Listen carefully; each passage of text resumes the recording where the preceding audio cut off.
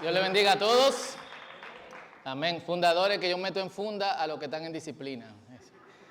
Qué chiste más malo, se parece a lo de Dominic. Solamente Dominic. Y bueno, realmente hoy vamos a estar hablando de poniendo la casa en orden, comunidad. Pero yo quiero como dar una intro en otra dirección de poner la casa en orden. Recuerden, hermano, que esto no es un show. Es un tiempo de adoración, no es un concierto. Entonces, estemos en disposición de adorar al Señor siempre, no estemos como un obelisco en el medio del malecón. Aproveche esa oportunidad de glorificar y adorar al Señor con todo lo power. Si usted dice, yo adoro así, la Biblia también dice, hagamos sacrificio de alabanza. Quiere decir, adore de una forma que usted no adora. Y ese va a ser su sacrificio. Yo sé que le dañé el mensaje a alguno, no importa. Arrégleselo usted con Dios. Amén. Literalmente aterricé a las 6 de la mañana, entonces tengo como 1 hora y media de sueño. Me pongo kinky, como dicen los gringos. Pero si el mensaje sale mal, fue culpa de eso, no culpa mía. Cranky. Kinky is another thing. Thank you. Tengo aquí mi teleprompter. Ok, señores, vamos a hablar de comunidad, que creo que es un tema de hecho sensible en cierto modo. Y por si acaso me duermo en medio del mensaje, hoy quiero que nosotros hablemos de lo que se ve, de lo que no se ve, y obviamente cómo eso afecta en cierta manera la comunidad. Y yo quiero que trabajemos esta pregunta. ¿La fe se ve?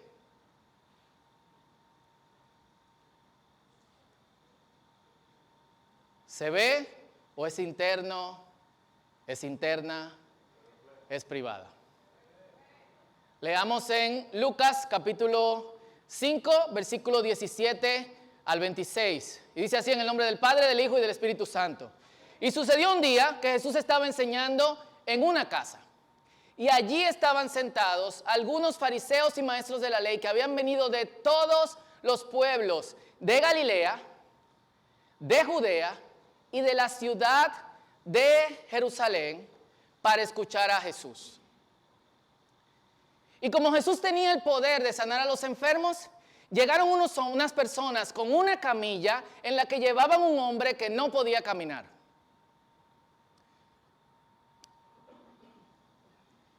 Y querían poner al frente de Jesús. Y como la casa estaba llena de gente, entonces subieron al techo, abrieron un agujero y bajaron al hombre en la camilla hasta ponerlo en medio de la gente delante de Jesús. Cuando Jesús vio la fe de aquellos hombres, le dijo al paralítico: hombre, tus pecados te son perdonados.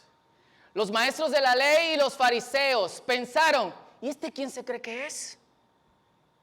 ¿Qué cosas dice contra Dios? Solo Dios puede perdonar pecados. Jesús se dio cuenta de lo que estaban pensando y les preguntó: ¿por qué piensan así? Díganme, ¿qué es más fácil? ¿Decirle a este enfermo que sus pecados le son perdonados o sanarlos? Pero para que vean que yo, el Hijo del Hombre, tengo autoridad aquí en la tierra para perdonar pecados. Entonces le dijo al paralítico: levántate, toma tu camilla y vete a tu casa. En ese mismo instante y delante de todos, el hombre se levantó, tomó la camilla y se fue a su casa. ¿Cómo se fue a su casa? Alabando a Dios. Todos quedaron admirados y llenos de temor y comenzaron a alabar a Dios diciendo: ¿qué cosas tan maravillosas hemos visto hoy? Y este es un pasaje súper conocido. De hecho, la mayoría de personas lo conocen de otros evangelios y espero que no se cruce el pasaje junto con este. Pero algunas de las cosas que vemos en el pasaje, para ponernos en en contexto, a unas pocas semanas de haber iniciado su ministerio, ya Jesús arrastraba ciertas multitudes. Y no lo dejaban tranquilo, literalmente. Los que han tenido la oportunidad de leer el Evangelio de Marcos de tapa a tapa, y si no lo han hecho, háganlo, le va a tomar, qué sé yo, 30, 40 minutos. Vemos cómo Jesús constantemente se retiraba a lugares solitarios para estar con Él mismo, es decir, con Dios. Y de hecho, si no me equivoco, justo antes de este pasaje, una de las cosas que dice es que Jesús hizo exactamente eso. Se apartó. Y como no lo dejaban tranquilo, desde que llega a, dice, una casa, pero prácticamente todos los estudiosos están de acuerdo que era la casa de Jesús o el lugar en donde se quedaba. Probablemente sanó a la suegra de Pedro para que lo dejaran quedar ahí constantemente. Ustedes saben que Pedro luego negó a Jesús por eso, porque sanó a su suegra. Y todo el mundo venía no solamente a ver cómo Jesús sanaba enfermos o a sanar enfermos o a que sacara 1, 2, 3 o 4, 5 demonios, sino también para escucharlo enseñar. En Mateo capítulo 7, cuando termina el Sermón del Monte, dice que todo el mundo se quedó admirado porque enseñaba como el que tenía autoridad, no como los maestros de la ley. Y esta multitud, hablando de maestros de la ley, incluía fariseos y maestros de la ley. Para también ponernos en contexto, en la época había 3 clases de denominaciones entre los judíos, por lo menos en Palestina, como se le llamaba en la época. Los esenios, que no se mencionan en la Biblia porque vivían literalmente fuera, aislados de todo el mundo. Los saduceos y los fariseos. Los fariseos tenían una gran diferencia con los saduceos, en que los fariseos no solamente tenían como autoridad la Biblia escrita como nosotros la tenemos hoy, sino también lo que se llama la Torah oral, o lo que han llamado algunos Mishnah, que literalmente significa lo que se escucha. Los saduceos no creían en esto y tampoco creían en la vida después de la muerte, en los ángeles y los demonios. Para los fariseos, cuando tú te morías, te moría. Listo, los saduceos. En este caso hay maestros de la ley y fariseos.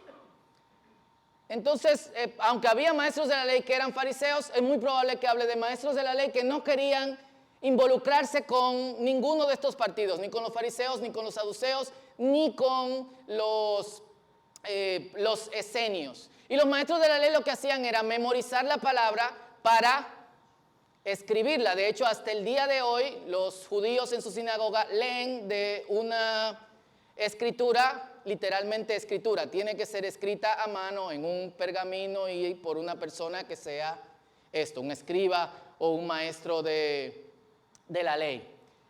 Y el pasaje dice, ¿cómo estaban los maestros de la ley y los fariseos? ¿Cómo estaban? Dígalo con ánimo, hermana. Sentados.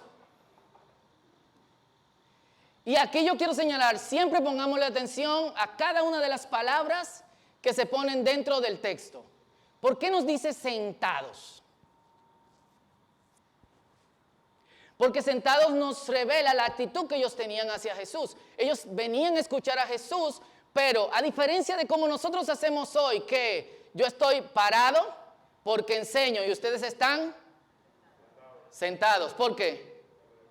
Porque están escuchando. En la época el maestro se sentaba y todo el mundo estaba parado. Por eso se llama cátedra. Cátedra es literalmente silla. Un catedrático es el ensillado. Así que esto nos revela una actitud de ellos hacia lo que Jesús estaba enseñando. ¿Cuál era la actitud?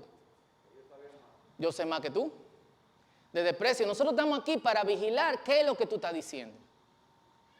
Ellos estaban haciendo literalmente lo que haría una persona si, mientras yo estoy enseñando aquí, está ahí atrás hablando por teléfono o de espalda o lo que sea. Estaban despreciando las enseñanzas de Jesús. Y ahora que lo pienso bien, como el pasaje se refiere a un paralítico, probablemente Lucas estaba dándonos la condición de parálisis espiritual que tenían los maestros y los fariseos frente a una condición de una persona física que literalmente no se podía mover. Estas personas habían decidido no moverse ante las enseñanzas de Jesús, porque algo que tienen que hacer las enseñanzas de Jesús para nosotros es movernos. Si la enseñanza de Jesús no te mueve, entonces hay preguntas que tú tienes que hacerte. ¿Por qué no me estoy moviendo? ¿Por qué yo no pongo en acción lo que yo leo en la palabra? ¿Por qué yo no pongo en acción lo que se me está enseñando en la congregación, en los discipulados, un domingo en la mañana? Y mientras Jesús estaba enseñando, llegan unos hombres, en otro pasaje dice 4 hombres que eran amigos de este paralítico, llegan con un hombre en una camilla. Y como no podían entrar a la casa, ¿qué hacen? Abren un agujero en el techo, probablemente lo que estaban era quitando tejas y quizá alguna cuestión de barro. Y el pasaje nos dice como Jesús está diciendo, güey, Pedro, dile a los muchachos que estoy predicando que se dejen de cuestión. No, ¿qué hace Jesús? Se queda como, lo van a hacer. Recuerden que Jesús es Dios. Y Jesús, yo me lo imagino en ese momento parándose y mirando qué es lo que está pasando. Porque ahora hay otra gente que está hablando con su acción. Lo ponen enfrente a Jesús. ¿Y qué nosotros esperamos que Jesús haga frente a una persona que necesita sanidad? ¿Qué? ¿Están durmiendo? Yo soy el que debo estar durmiendo, hermanos. ¿Qué esperamos que Jesús haga? Que lo sane. ¿Pero qué Jesús hace? Hombre, te perdono tus pecados. Y aquí hay algo que nosotros tenemos que ver, que es mucho más profundo de lo que nosotros deseamos, de lo que nosotros pensamos en cierto modo. Nosotros siempre pensamos o ponemos prioridad a la estabilidad física, a la integridad material de una persona. Pero Dios no solamente ve lo que nosotros podemos ver. Recuerden que hoy vamos a hablar de lo que se ve, de lo que no se ve y de comunidad. Dios también ve en ti lo que otros no están viendo. Y yo quiero que ustedes se pongan en el papel de un paralítico, de una persona que no se puede mover, de un parapléjico, que tiene que ser alimentado, que tienen que estarlo moviendo constantemente porque el cuerpo desarrolla llagas. En la época no había cremita como el día de hoy, así que aceite de oliva con el hombre, olía medio a chicharrón de vez en cuando. Si tenía esposa o mamá, tenían que limpiarlo, tenían que moverlo constantemente. ¿Qué desarrolla eso en el interior de una persona? ¿Cómo tú te sentirías si tú estuvieras ahí? Yo recuerdo que hace algunos años una hermana nos llevó a la casa de un familiar o un amigo, yo no recuerdo, que estaba totalmente paralizado.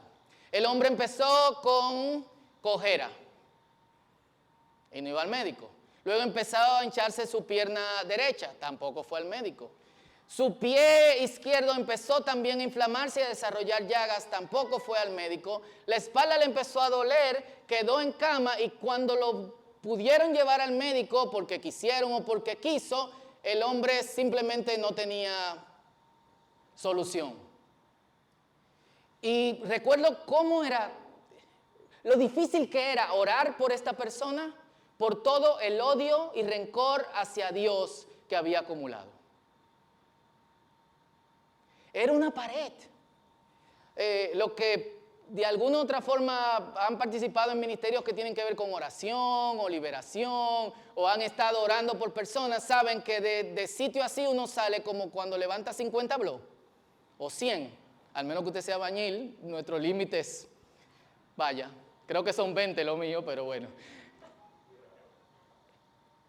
Y yo me imagino a este paralítico de la misma forma.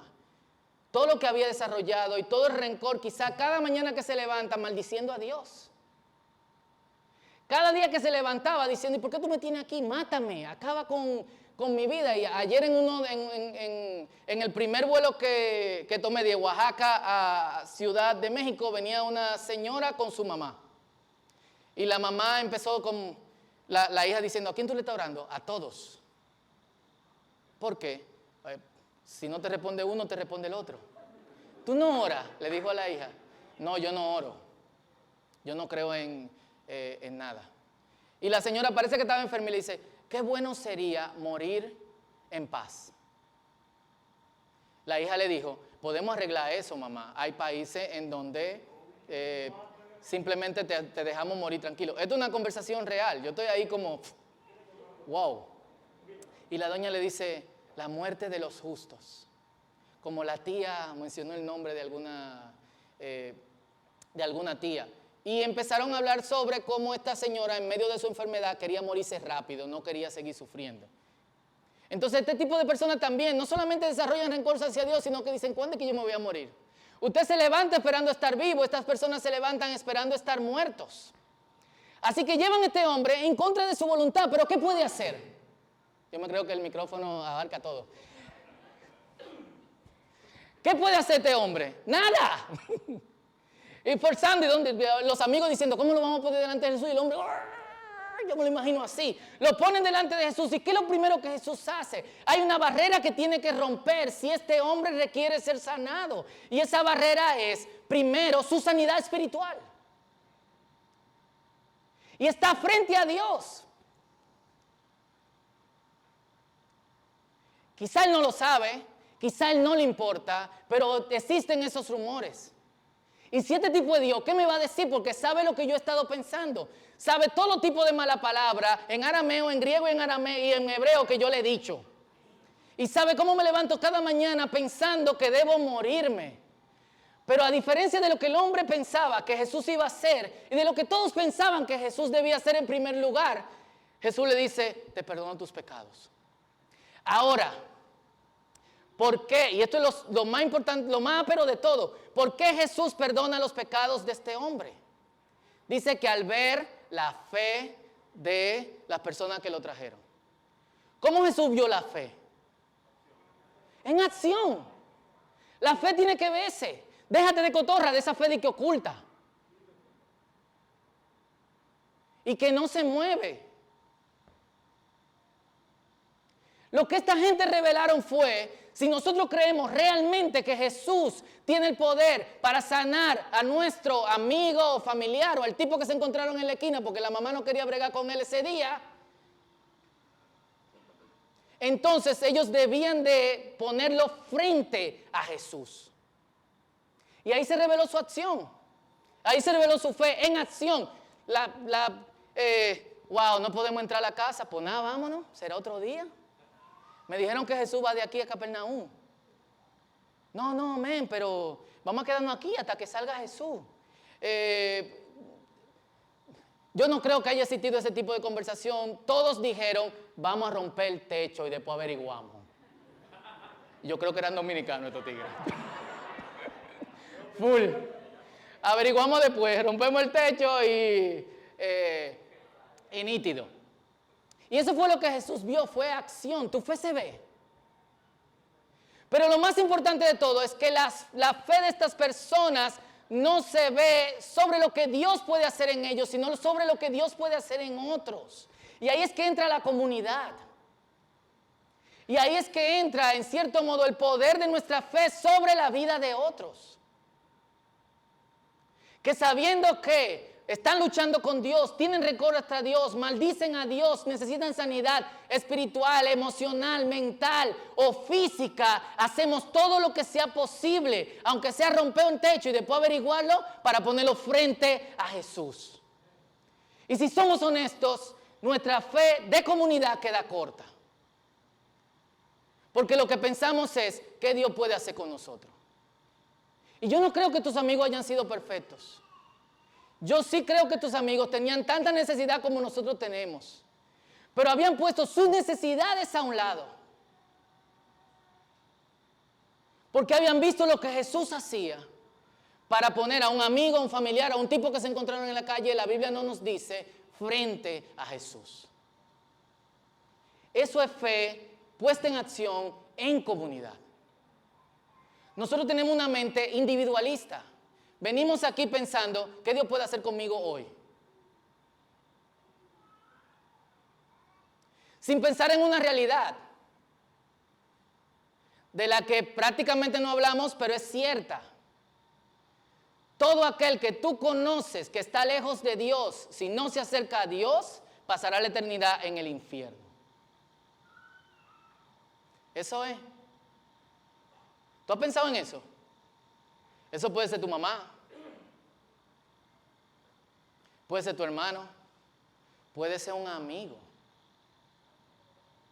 Y si bien no tan paralítico para amarrarlo en una camilla y llevarlo frente a Jesús, que sería como lo ideal, podemos golpearlo. Un poco sádico eso. Yo creo que hay cosas que podemos hacer.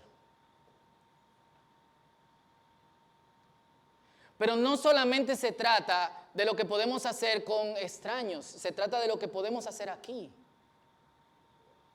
Con quienes en medio de nosotros sienten dolor, están pasando por situaciones difíciles y necesitan sanidad emocional, espiritual, mental y a veces física. Pero ¿cómo lo vamos a saber si no rompemos la barrera de la comunidad? Si nos quedamos en nuestro individualismo. Y yo estoy segurísimo que eso es algo que un día Dios, si no lo hacemos, nos lo va a reclamar.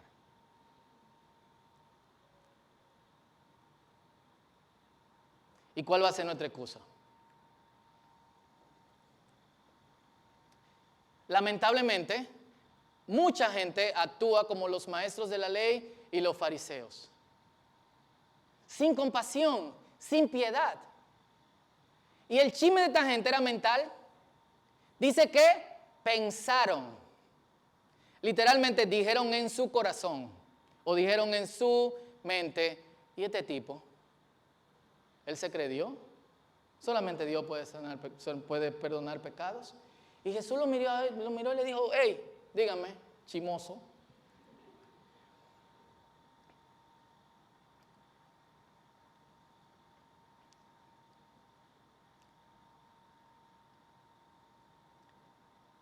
Y en la acción de Jesús, lo que yo veo es que debemos confrontar cualquier cosa que corroa o que corroe la comunidad. Cualquier cosa. No podemos dejar que en la comunidad haya chismes. Y chisme es pecado, hermanos. No es de Dios. Si usted es un chismoso, necesita arrepentimiento. Full. Igual que la envidia, igual que el rencor, igual que el orgullo, son pecados, no son estados del ser humano. Si usted es un chismoso, está en pecado y ofrezca su lengua al Señor. Sáquela y ore por ella. En el nombre de Jesús. Y es solo cuando Jesús rompe esta barrera y confronta el chisme que sana al paralítico. Lo que nos está diciendo, ¿cuál es la prioridad del Señor? ¿Cuál es? Nuestra sanidad interior. Si solamente sanaba el paralítico, iba a ser un tipo amargado por la vida. ¿Para qué Jesús me sanó? Ahora yo no tengo trabajo. Yo no sé hacer nada porque yo he sido paralítico toda mi vida. ¿Por qué esperó hasta ahora para sanar? Sí, y de hecho, creo, si no me equivoco, en algunos estados de Estados Unidos existe la ley del buen samaritano. ¿Por qué? Porque una vez un tipo en California sacó a una persona de un vehículo después de un accidente y la persona demandó a quien lo salvó porque lo salvó. Literal. Entonces, Jesús primero rompe, en cierto modo, esa barrera. Y quiero volver a los amigos. ¿Cómo se llamaban? ¿Cuántos eran? No eran 4, no lo dice. Gracias. Pero en otro pasaje sí, pero aquí no. No hemos leído ese pasaje, leímos este. Pero está bien, 4. ¿Cómo se llamaban? ¿Cómo eran? Alto, bajito, blanco, morenito. ¿Qué? ¿Qué pasó después? Pasaron atrás. Desaparecieron.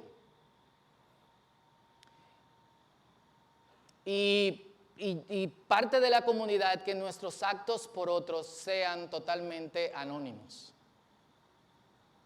Que nosotros, en cierto modo, no tengamos ese deseo de que lo que yo hago por otros tiene que devolvérseme aquí y ahora. ¿Qué cosas rompen la comunidad o impiden la comunidad el día de hoy?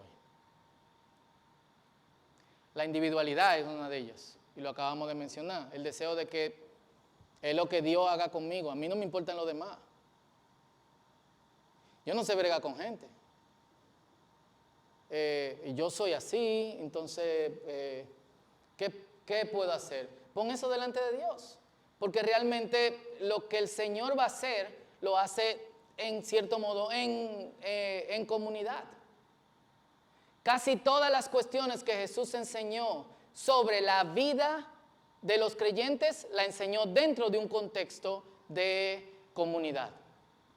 Lo hemos hablado aquí, Padre nuestro. ¿Por qué no, Padre mío que estás en los cielos, santificado sea tu nombre? Dame hoy mi pan de cada día. ¿Por qué, Padre nuestro? Venga ¿quién? A mí tu reino, yo. Hay una canción que oímos nosotros de una banda uruguaya que dice: míreme, míreme, la espera terminó, míreme, sé que soy el mejor, míreme, quiérame, tócame, soy yo. Así hay mucho. Mírame, Señor, soy yo. Pero el Señor quiere que nosotros rompamos esa barrera de individualidad para acercarnos a otros.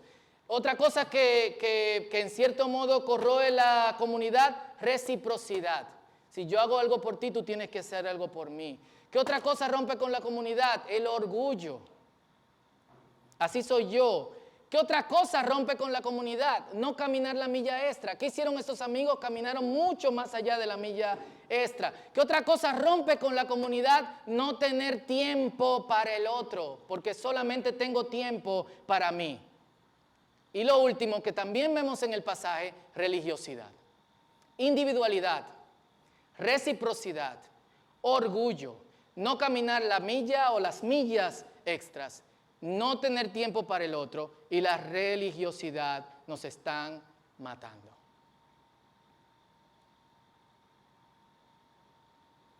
Y millones de cristianos se reúnen hoy en día sin saber qué está pasando con el que está al lado mío. De hecho, sin saber los nombres de la gente que cada domingo o durante la semana se sientan conmigo para alabar al Señor y aprender de su palabra.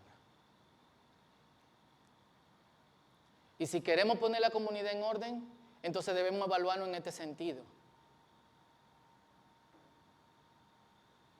¿Pienso individualmente o pienso comunitariamente?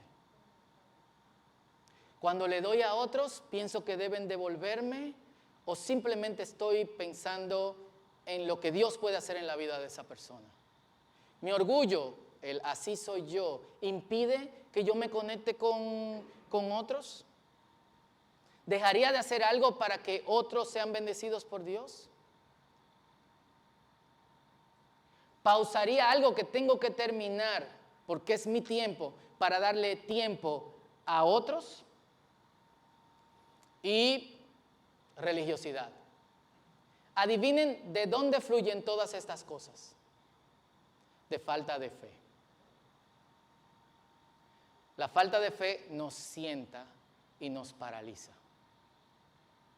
Porque cuando tú dices, y si yo le doy el tiempo a aquel, ¿qué va a pasar con mi tiempo? Dios va a suplir. Y si yo hago algo por alguien y no me devuelve, Dios siempre te bendice y te va a devolver. Nosotros creemos que Dios es nuestro proveedor. Yo soy así y Dios no te puede cambiar. wow, si rompemos el techo, ¿quién paga? Y Dios no puede resolver eso. Nadie preguntó el techo, todo el mundo alabó a Dios. Todas las actitudes que rompen con la posibilidad de la comunidad en los creyentes fluyen de una fe que no se revela en acción, es decir, de no fe. Así que el pasaje nos lleva a hacernos estas preguntas. ¿Eres amigo o amiga? ¿Eres hermana? ¿Tienes fe? ¿Cómo esa fe se revela en la comunidad? Y cuando yo digo la comunidad, no es en personas selectas, es en la comunidad. Yo conozco a 2 o 3 aquí, eso es suficiente. No, hay una frase que me enseñaron hace pila de años: haz lo que es más difícil para ti y más fácil para los otros. Ese es un principio que realmente transformaría nuestra comunidad. Y si tú tienes fe, como tu fe, y la fe se revela en acción, está aportando a la comunidad.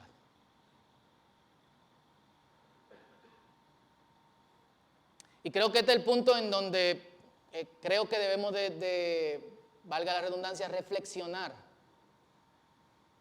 ¿En qué cosas Dios tiene que romper en mí? Probablemente no todas estén en una sola persona.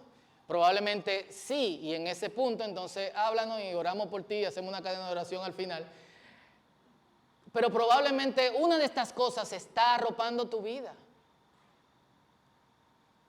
Y Dios está haciendo cosas maravillosas en ti, pero no están salpicando a otros. Dios está haciendo, te está aportando, te está restaurando, te está transformando, pero en vez de ser luz, eres un agujero negro.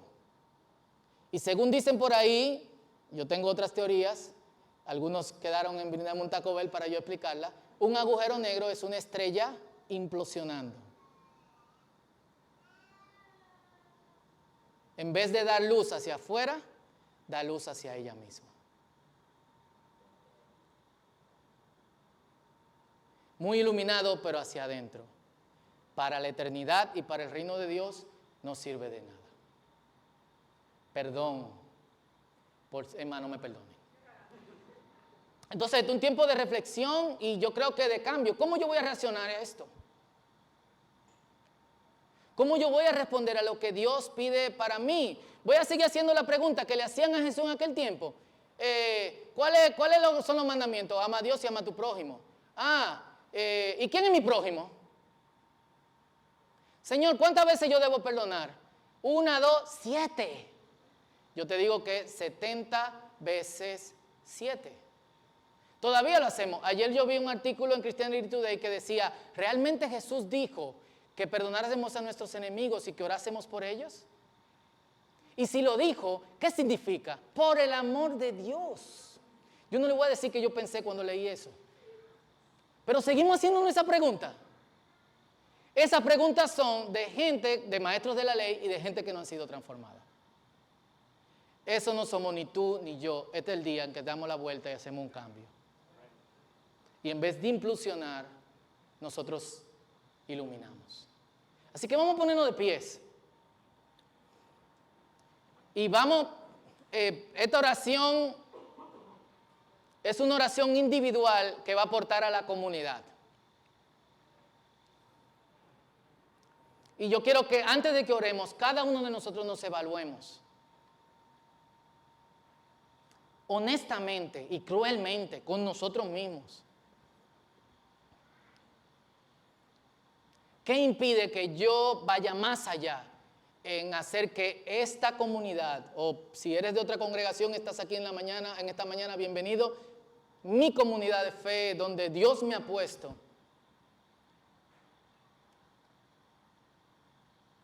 sea una verdadera comunidad en donde el reino de Dios se vea, en donde todos iluminemos y no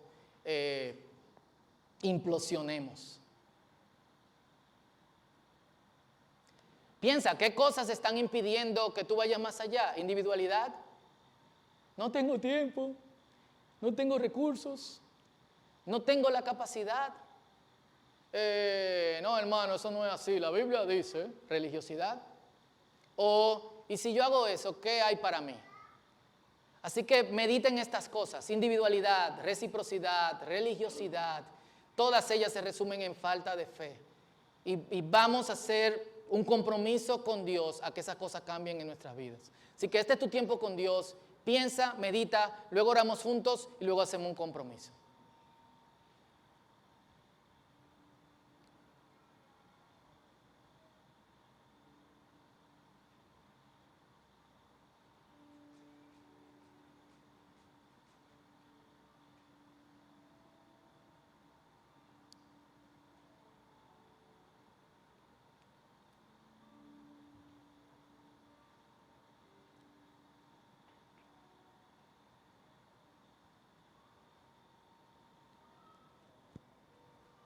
Gracias,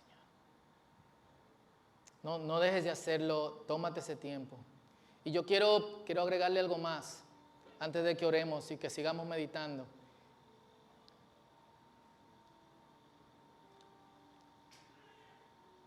¿Qué pasaría y qué posibilidades habría si somos la comunidad que Dios quiere? ¿Cuántos paralíticos del alma, de la mente,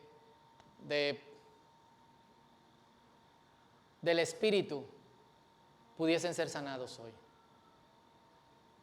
¿Cuánta gente con raíces de amargura, con rencor, con dolor, pudiesen ser restaurados y transformados? No solamente pensemos en el trabajo que esto puede ser para nosotros, sino la gran diferencia que puede hacer en nosotros. La gran diferencia que puede hacer que 3, 4 de nosotros se unan para traer a alguien a los pies de Jesús. La gran diferencia que puede hacer identificar el dolor de alguien que se ha sentado con nosotros por años, domingo tras domingo, miércoles o martes o jueves tras jueves o sábado tras sábado, y no sabemos lo que está pasando y que está llegando al punto en donde se está preguntando, ¿realmente Dios puede hacer una obra en mi vida? Si la comunidad es posible, nosotros podemos identificarlo, orar juntos y llevar a esta persona en medio de la gente y delante de Jesús.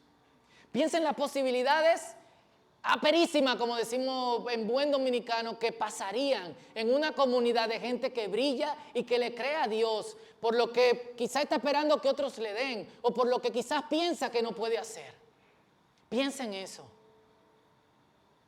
Y eso también nos va a llevar a pensar mucho más allá de nosotros. Quizás tú seas la persona que tiene el dolor. Y tu alcance deba ser, yo estoy luchando con esto, sean ustedes los amigos que me llevan en medio de la gente delante de Jesús, en vez de callarte y vivirlo solo. Entonces, mientras pensamos en qué impide que yo vaya más allá, pensemos también en esto, en la esperanza y en la posibilidad de una comunidad que rompe todos los parámetros de la cultura moderna, posmoderna, transmoderna, como usted le quiera llamar. Y donde es posible la restauración. Este es tu tiempo con Dios. Aleluya. Gracias, Señor.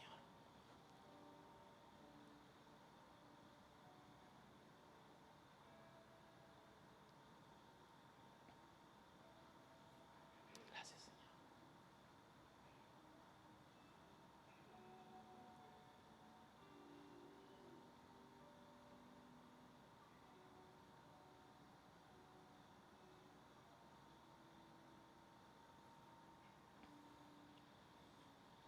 Quiero que oremos juntos y luego hagamos un compromiso con el Señor. Y en esta oración, mientras oramos juntos, presenta al Señor eso que está ahí, que te impide ir más allá en la comunidad, que te impide que pongamos las cosas en orden en la comunidad, que es un trabajo de hecho de todos y es un trabajo de fe.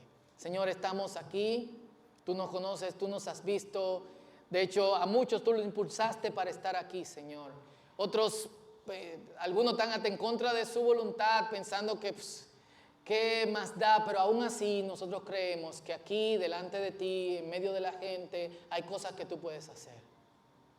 Señor, nosotros creemos que tú nos llamaste para aligerar nuestras cargas. ¿Cuántos lo creen? Señor, nosotros creemos que tú viniste para traer vida. ¿Cuántos lo creen? Y que esa vida es en abundancia. ¿Cuántos lo creen? Lo creemos, Señor.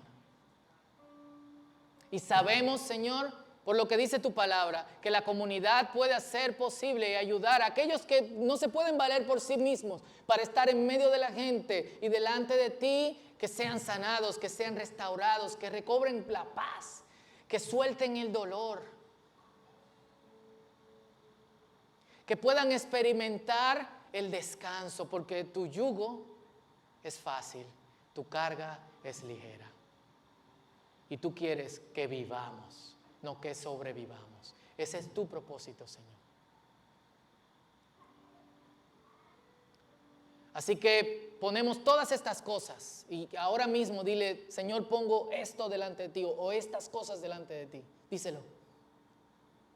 Todas estas cosas, individualidad, reciprocidad, no querer dar un poquito más, el no querer dar nuestro tiempo, la religiosidad, el orgullo, lo ponemos delante de ti, Señor, y en el nombre de Jesús, y vamos a hacer un compromiso ahora. Díselo, hago un compromiso de ir más allá de mí, creyéndote a ti, de que tú lo puedes hacer, y quiero que lo repitan conmigo, los que lo quieran hacer y que lo repitan fuerte. Dile al Señor, Señor, eso es fuerte. Señor, hacemos un compromiso. Hago un compromiso contigo en medio de la comunidad de ir más allá de mis capacidades, creyéndote a ti en fe para llevar a otros en medio de la gente de delante de ti. Y Señor, sabemos que vamos a ver cosas aperísimas, maravillosas, esperanzadoras en medio de esto. Pero necesitamos la ayuda de tu Espíritu Santo. Necesitamos la ayuda de tu Espíritu. Creemos y vamos a revelar eso en acción. Te pedimos en el nombre de Jesús que tú pongas esta casa en orden. Gracias. Amén. Dios te bendiga, Dios te guarde. Gracias por escuchar.